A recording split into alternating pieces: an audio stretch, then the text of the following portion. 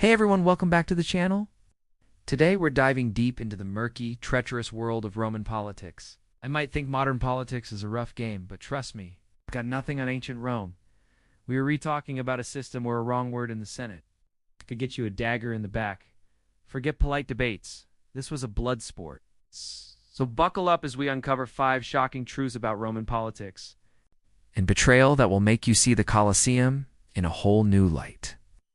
Let's start with our first truth. Senators weren't just politicians. They were generals, judges, and sometimes assassins. In Rome, power wasn't neatly divided.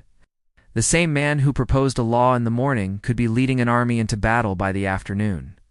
This created an incredibly dangerous environment. Senators commanded legions, and these weren't just national armies. They were loyal to their general. A popular general was a threat to everyone, including the state itself. This is the story of Julius Caesar. His military victories in Gaul made him a hero to the people, but a terrifying figure to his rivals in the Senate, like Pompey the Great. They feared he would use his loyal army to march on Rome and seize power. And guess what? He did. This blend of military and political power meant that political disputes weren't settled with votes. They were often settled on the battlefield. The Roman Republic didn't just collapse. It was torn apart by its own ambitious, powerful senators leading their personal armies against each other. It was a system designed for conflict. Now, for our second shocking truth. Spies were everywhere, but they weren't what you think. Rome didn't have an MI6 or a CIA. Their intelligence network was far more personal and, frankly, more terrifying. It was a web of informers, or delatores. These weren't trained agents. They were your neighbors, your friends, even your own family members, all incentivized to report any hint of treason. Why would they do this? Simple: money and power. Under emperors like Tiberius and Caligula, accusing someone of treason, whether true or not, could be incredibly profitable. If the accused was found guilty, their property was confiscated by the state, and the informer received a hefty cut. This created a culture of paranoia. People were afraid to speak their minds even in their own homes. A careless joke about the emperor at a dinner party could lead to your arrest and execution the next day. Slaves were often tortured to testify against their masters. This system wasn't about security. It was about control, turning citizen against citizen and creating a climate of fear that kept the emperor firmly in power. Imagine living in a world where you couldn't trust anyone. That was the reality for many Romans. This leads us to our third and perhaps deadliest truth. Assassination was a legitimate political tool. We all know about the Ides of March, when Julius Caesar was stabbed to death by a group of senators right on the Senate floor. But this wasn't a one-off event. For the Romans, killing a leader who was seen as a tyrant wasn't just an option. It was considered a patriotic duty. They called it tyrannicide. The assassins of Caesar, led by Brutus and Cassius, didn't see themselves as murderers. Saw themselves as liberators, saving the Republic from a king in all but name. They even minted coins celebrating the act. And it wasn't just Caesar. Think about the emperors. Caligula was assassinated by his own Praetorian Guard, the very men sworn to protect him. Domitian met a similar end, stabbed by his own household staff in a palace conspiracy.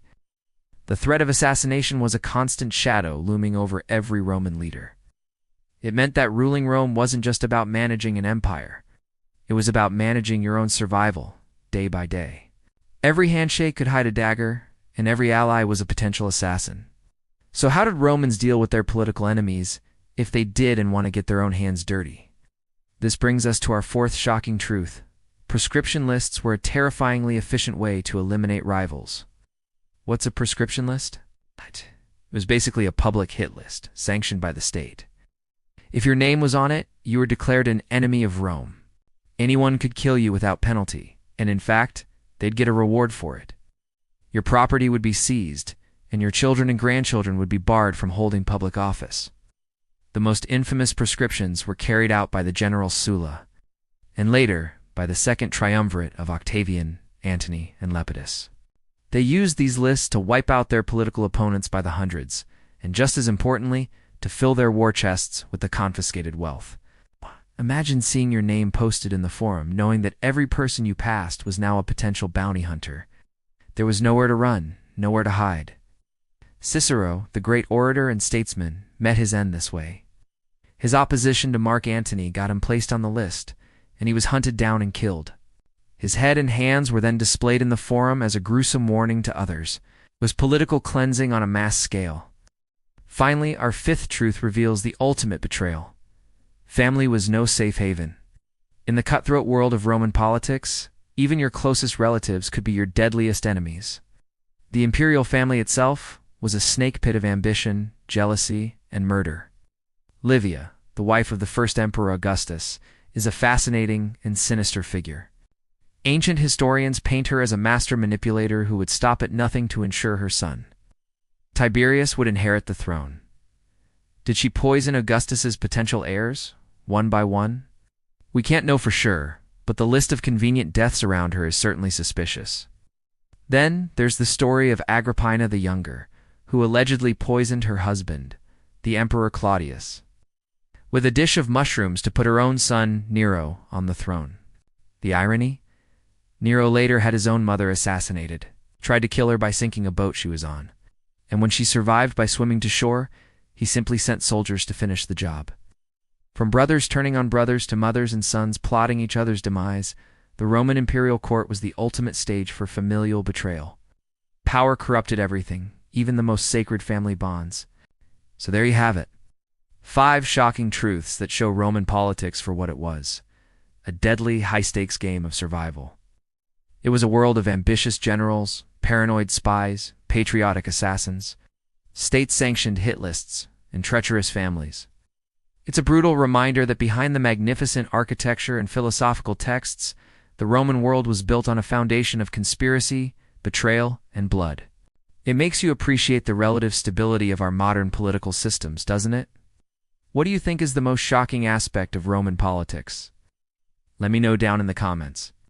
Thanks for watching, and if you enjoyed this journey into the dark side of Rome, make sure to like, subscribe, and hit that notification bell for more deep dives into history. See you next time.